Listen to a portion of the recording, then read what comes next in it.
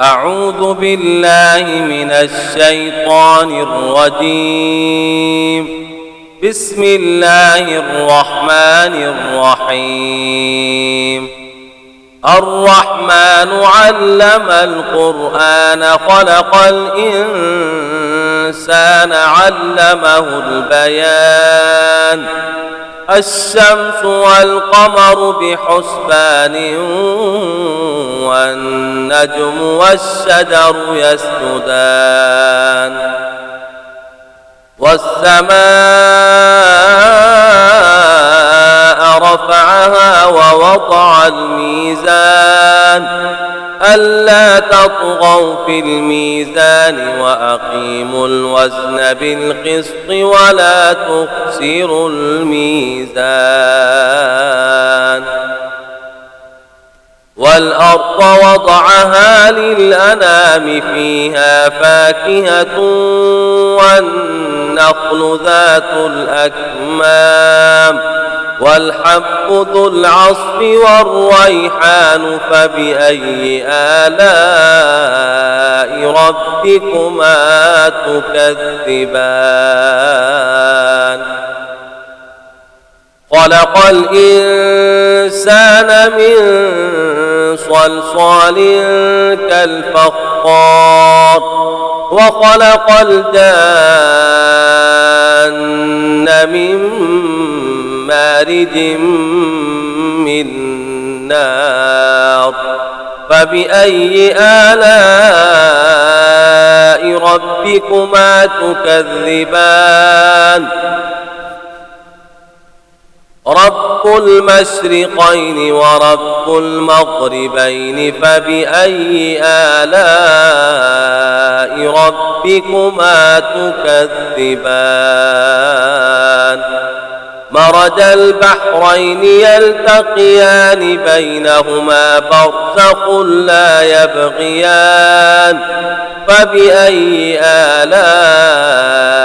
ربكما تكذبان. يخرج منهما اللؤلؤ والمرجان فبأي آلاء ربكما تكذبان. وله الجوار المنشآت في البحر كالأعلام فبأي آلاء ربكما تكذبان. كل من عليها فان ويبقى وجه ربك ذو الجلال والإكرام فبأي آلاء ربكما تكذبان. يسأله من في السماوات والأرض كل يوم هو في شأن فبأي آلاء ربكما تكذبان. سنفرغ لكم أيها الثقلان فبأي آلاء ربكما تكذبان. يا معشر الجن والإنس إن استطعتم أن تنفذوا من أقطار السماوات والأرض فانفذوا لا تنفذون إلا بسلطان فبأي آلاء ربكما تكذبان. يرسل عليكما شواظ من نار ونحاس فلا تنتصران فبأي آلاء ربكما تكذبان. فإذا انشقت السماء فكانت وردة كالدهان فبأي آلاء ربكما تكذبان. فيومئذ لا يسأل عن ذنبه إنس ولا جان فبأي آلاء ربكما تكذبان يعرف المجرمون بسيماهم فيؤخذ بالنواصي والأقدام فبأي آلاء ربكما تكذبان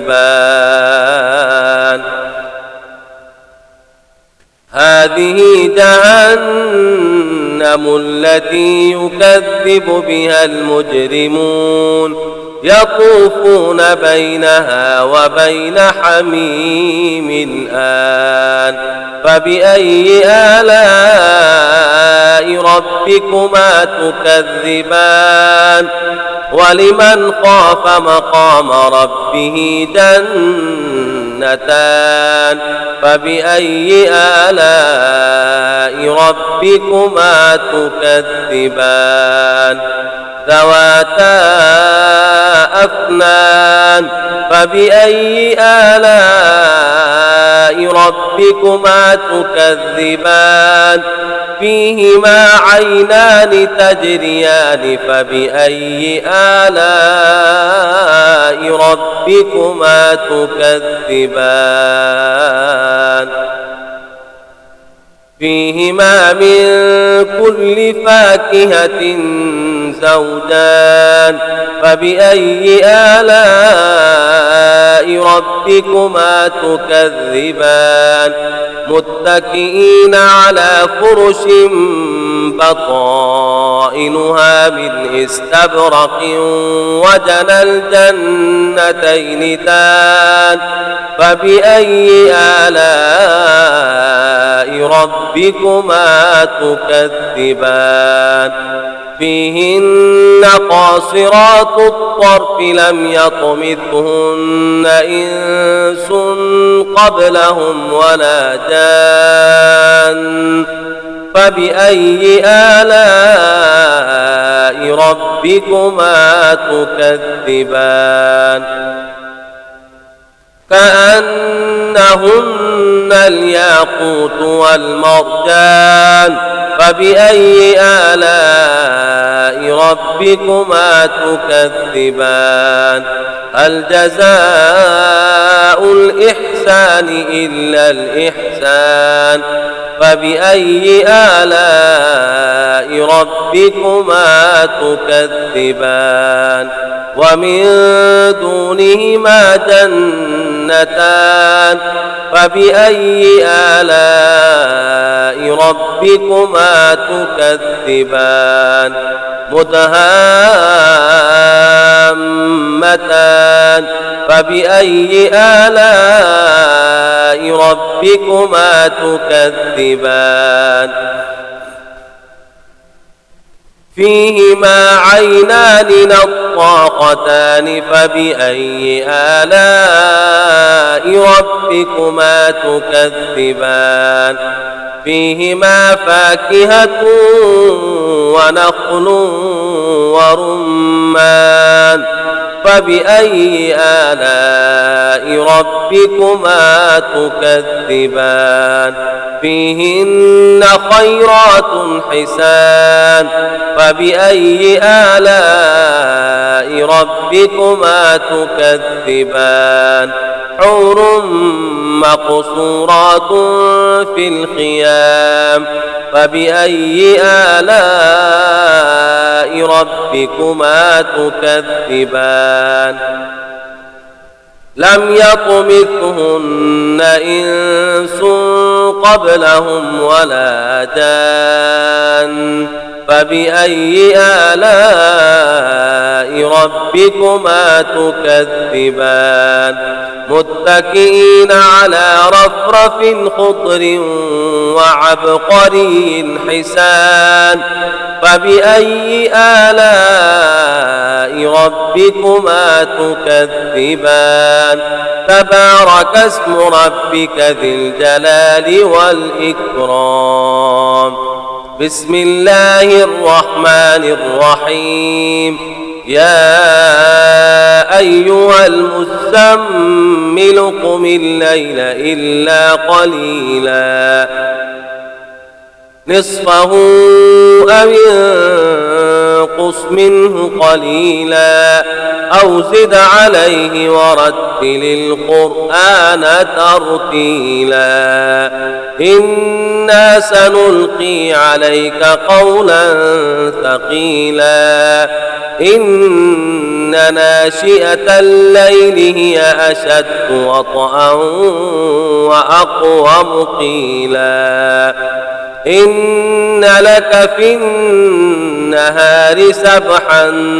طويلا واذكر اسم ربك وتبتل إليه تبتيلا رب المشرق والمغرب لا إله إلا هو فاتخذه وكيلا واصبر على ما يقولون واهجرهم هجرا جميلا وذرني والمكذبين أولي النعمة ومهلهم قليلا إن لدينا أنكالا وجحيما وطعاما ذا غصة وعذابا أليما يوم ترجف الأرض والجبال وكانت الجبال كثيبا مهيلا إنا أرسلنا إليكم رسولا شاهدا عليكم كما أرسلنا إلى فرعون رسولا فعصى فرعون الرسول فأخذناه أخذا وبيلا فكيف تتقون إن كفرتم يوما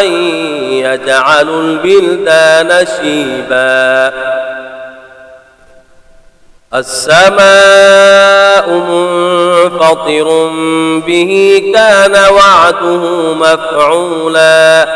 إن هذه تذكرة فمن شاء اتخذ إلى ربه سبيلا